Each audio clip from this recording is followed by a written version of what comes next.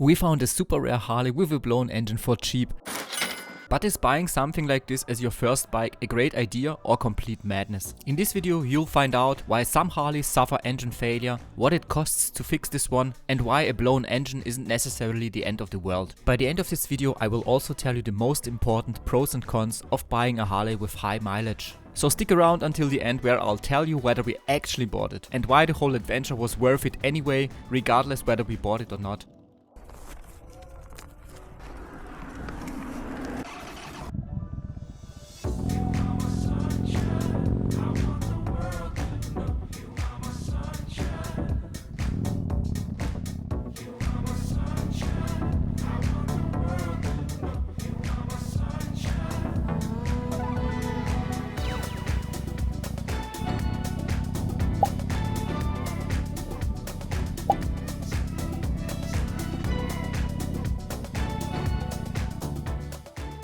The hunt begins. A friend asked me to find him a Harley. He's been riding dual sports bikes most of the time, so he's more used to dirt than chrome. But now he's ready to take it easy and switch to a more relaxed bike. He wants a Harley. The only catch? He knows nothing about Harleys. All he knows is it has to look and sound like a real Harley. It should have decent power, solid brakes and not handle like a tugboat. And most importantly, it must be a shiny bright color with loads of chrome. Oh, and the budget? Below 10k. Also it should be reliable. So basically he's looking for a unicorn. Let's give it a shot. First I looked into which Harleys might even be realistic at this point. The newer Milwaukee 8 models are all north of 10k here in Europe. Unless you find a beater that's been left out in the rain since 2017. What about the classic Evo Harleys from 84 to 98? They're reliable, plentiful and reasonably priced. But the problem here is the horsepower. With just 50 to 60 horses, depending on the year, it's not exactly thrilling, so the Evos are out at this point. My buddy didn't want a modern RevMax engine either, and the old school shovelheads were too much heritage and offered not enough practicality. That left only one Harley engine standing. The Twin Cam strikes a nice balance between power, authentic Harley vibes and affordability. Especially the 103 and 110 cubic inch versions offer plenty of power. Since my buddy likes to ride with a bit of enthusiasm, the Dyna series stood out, particularly the Fat Bob and the Lowrider, both with dual front discs and beginner friendly geometry. The Dyna doesn't hit your spine like a Sportster on bumpy roads, and they are not as laid back as the Softails, so a great beginner choice. After a brief consideration, the wish list was clear. We need a Dyna with a Twin Cam 103 or 110, we need a flashy paint job, lots of chrome, the price has to be less than 10k and the bike should be below 20,000 miles. Let's see what eBay has to offer. The first results were discouraging. Crashed imports from Eastern Europe, bikes customized into unrecognizable mutant choppers and overpriced rust buckets. After filtering out the worst offenders, we had exactly 0 candidates left. What a great start into the Harley world. So is it time to buy a Japanese cruiser and ride into the sunset towards Mount Fuji instead of Route 66? Wait, not so fast. We give it one more shot. No risk, no reward. So I decided to relax the mileage limit in the search engine. The Twin Cam is a solid motor overall, so a few extra miles shouldn't be a deal breaker. And bingo! We struck literally gold in the deep south of Germany, in the heart of the Black Forest, where people seem to like Harleys too. Yay! We found a flashy yellow Dyna Fat Bob in a rare CVO edition, with factory custom paint, loaded with chrome and the most powerful version of the Twin Cam with 110 cubic inches. So I called the seller, we talked about the bike and everything sounded great, but then there was a catch. He told me the engine had some issues but was still running well, but we'll get to that. Next morning I hop on my bike and head south. After 2 hours on the Autobahn, we reached the famous city of Baden-Baden. Yes, the one with the famous casino, where James Bond played poker, literally. But I'm not here to gamble away a small fortune. I'm just investing €3 in a coffee and a pretzel before hitting some of the best roads in Europe. The Black Forest is a dream. You ride high above the Rhine Valley with France in the distance on one side and endless forests on the other. We ride a spectacular high road for about 2 hours before we dive into ancient European forests. Once we're in the woods, it becomes significantly darker. No wonder this place is called Black Forest. We're winding through wooded valleys, glistening lakes and picture-perfect villages where every other house seems to have its own brewery. Heaven. If you're ever motorcycling through Europe, put the Black Forest on your wish list. You surely won't regret it.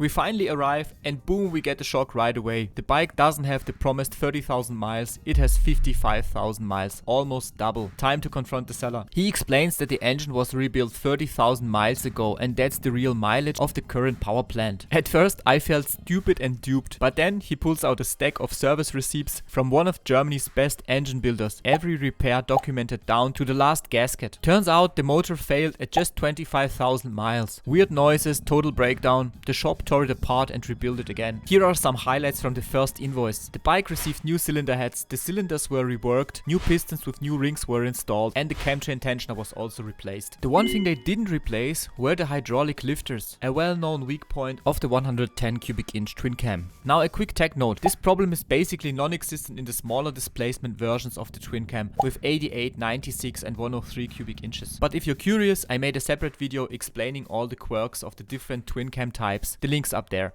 The first repair bill cost the previous owner 4,400 euro, which is after taxes approximately 5,200 euro, so a pretty hefty sum. Anyway, after rebuilding the engine it ran fine until about 4,000 miles later. The previous owner reports that he heard metallic noises again, so he brought it back to the shop again for the second time. This time the lifters failed. But why? Strong valve springs in the 110 cubic inch engine put heavy stress on the lifter bearings, and when they fail, the lifters fall apart and send metal shavings through the engine, damaging the oil pump, the cam plate and even the cams. If you don't switch off the engine in time, you're likely to get catastrophic engine failure. But the previous owner got lucky. Still, he paid nearly 2,000 euro again. That hurts. The second fix held for another 10,000 miles and then it happened again. Lifters and oil pump are blown and had to be replaced once more. Luckily the owner caught it even early this time, so the damage was limited. Still another 1,200 euro gone for the third repair, but this time the workshop installed more durable performance lifters. Since then the bike ran 16,000 miles and is still running great. Not the cleanest history, but the engine is basically newer than the bike. Of course the seller knows all of this and he doesn't try to hide it. He also offers a generous discount. But should I really buy it? There's too much risk. I need to think about it. After a thorough test ride and some obsessive checking, we decided to go for it. We agree on a price of 9,000 euro. For Europe this is really cheap. This is 3,000 euro below the cheapest comparable CVO in all of Europe. Yes, really, used Harleys are pretty expensive east of the Atlantic. So we decide to buy the Fat Bob and my buddy immediately gives it a name. He calls it Bumblebee. On our ride back home he's been grinning non-stop ever since. And rightfully so. He just scored a head-turning custom Harley with a rebuilt engine and a killer setup. My story shows that you can find amazing Harley deals even with high mileages, but you need to know your stuff, dig into the repair history and understand the quirks of each engine.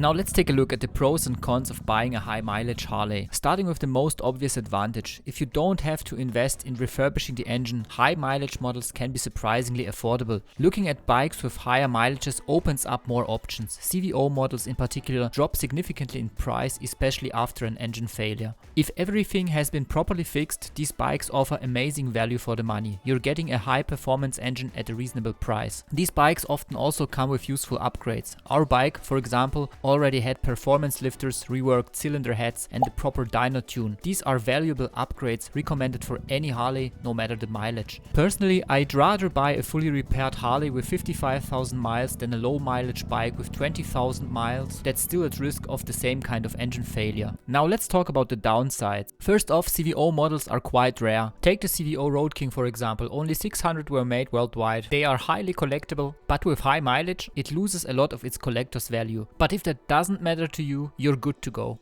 Even if the engine has been repaired, other expensive issues can still pop up. Lifters can fail again and the compensator might need replacement too. While the latter isn't fatal, it still costs you around 500 bucks to fix it. Also worth noting, even if the engine is fine, high mileage often shows in other areas like paint, chrome or general wear and tear. So would I personally buy a high mileage Harley with a repaired engine? Yes, I would, as long as everything has been fixed and the price is low enough to cover potential future repairs. This is definitely not for everyone. The last thing that I want you to do is to drop another 8 grand on repairs. At this point point, you might as well buy a new bike. And just to be clear, very few Harleys have these issues. Some CVO twin cams with 110 cubic inch engines that suffer from lifter failures. In fact, other twin cam engines, especially the 96 and 103 cubic inch versions, are known for being super reliable and long lasting. I even made a separate video diving deeper into that. Check the link if you're curious. So what do you think? Would you buy a Harley with a history like that, or would you pass? Let me know in the comments below. Don't forget to subscribe to my channel, and thank you for watching.